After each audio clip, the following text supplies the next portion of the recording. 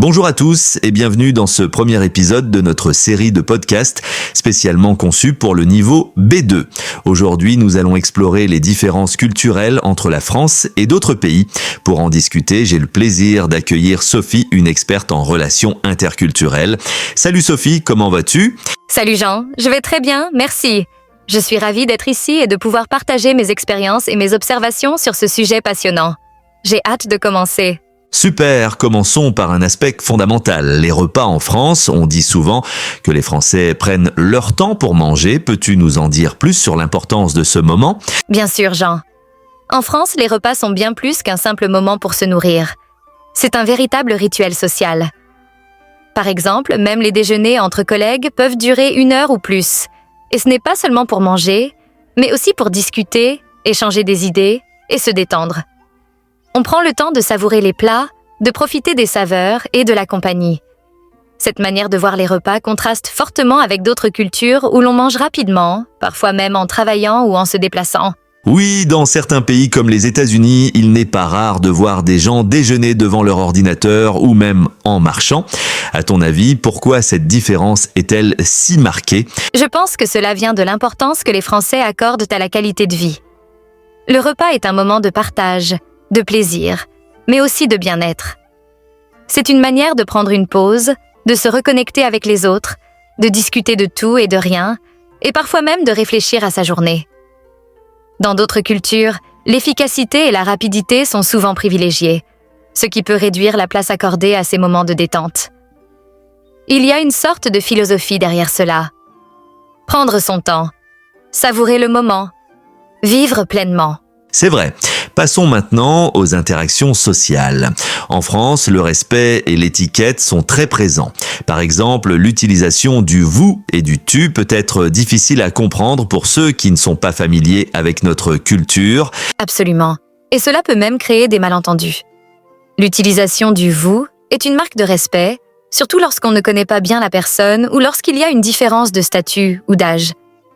C'est une sorte de barrière sociale qui permet de respecter l'espace personnel de chacun.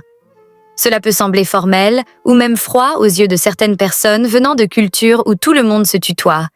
Mais en France, c'est aussi une manière de créer un certain équilibre dans les relations. Et que se passe-t-il si quelqu'un utilise le « tu » trop tôt ? J'ai entendu dire que cela pouvait être un faux pas dans certaines situations. En effet, dans ce cas, cela peut être perçu comme un manque de respect ou une familiarité excessive. Par exemple, tutoyer un supérieur hiérarchique ou un inconnu sans y être invité peut être mal vu. J'ai entendu des histoires de personnes qui ont été corrigées poliment mais fermement lorsqu'elles ont tutoyé quelqu'un trop tôt. C'est une leçon importante à apprendre lorsqu'on vient en France ou qu'on interagit avec des Français. Cependant, une fois qu'on est invité à se tutoyer, cela marque souvent une étape importante dans la relation. Et cela devient un signe d'amitié ou de proximité. C'est intéressant. Parfois, cela semble difficile à naviguer, mais c'est aussi ce qui rend la culture française unique. Maintenant, parlons des différences avec les cultures asiatiques. Quelles similarités et différences vois-tu entre la France et, disons, le Japon ? Bonne question, Jean. La France et le Japon partagent un profond respect pour les traditions et l'étiquette. Mais la manière dont cela se manifeste est assez différente. Par exemple, au Japon, le respect des hiérarchies et des codes sociaux est encore plus marqué qu'en France. Les salutations, les gestes et même la façon de s'incliner font partie intégrante des interactions quotidiennes. Au Japon, on doit toujours montrer du respect envers les aînés ou les supérieurs hiérarchiques, souvent par des gestes très codifiés. En France, bien que le respect soit important, il existe une plus grande liberté dans les échanges, et les règles ne sont pas aussi strictes dans la vie quotidienne. Intéressant. Cela me fait penser aux différences dans la façon de gérer le temps.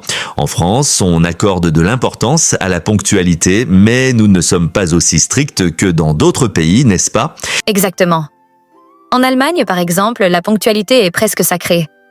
Si une réunion est prévue pour 10 heures, elle commence à 10 heures précises, et arriver en retard est considéré comme un grand manque de professionnalisme. En France, il peut y avoir une certaine flexibilité, surtout dans le cadre informel.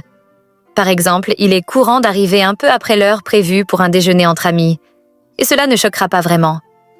Cependant, pour des événements professionnels ou officiels, la ponctualité est tout de même attendue. Oui, et cela dépend aussi des régions en France, n'est-ce pas? Dans certaines régions, il est plus courant d'être un peu plus flexible sur les horaires, alors que dans d'autres, les gens sont plus stricts. C'est tout à fait vrai. Par exemple, à Paris, les gens peuvent être un peu plus pressés et respectent davantage l'heure. Tandis que dans d'autres régions comme le sud de la France, on accorde un peu plus d'importance à la convivialité et à la lenteur des échanges. Cela montre que même au sein d'un même pays, il existe des différences culturelles notables, et il est important de s'adapter en fonction des contextes. Pour conclure, quelles recommandations donnerais-tu aux personnes qui souhaitent au mieux comprendre et s'adapter à la culture française? Je leur dirais d'observer attentivement et d'apprendre à respecter les petites nuances. Dire « bonjour » avant toute interaction, utiliser « vous » au début, et prendre le temps de s'intégrer dans les conversations sont des gestes simples mais essentiels. Il est aussi important d'être ouvert aux différences culturelles et de ne pas avoir peur de poser des questions quand on ne comprend pas quelque chose. Les Français apprécient quand les étrangers font un effort pour comprendre leur culture, et cela peut vraiment favoriser les échanges. Et surtout, il faut être prêt à apprendre de ses erreurs et à les voir comme une opportunité pour grandir.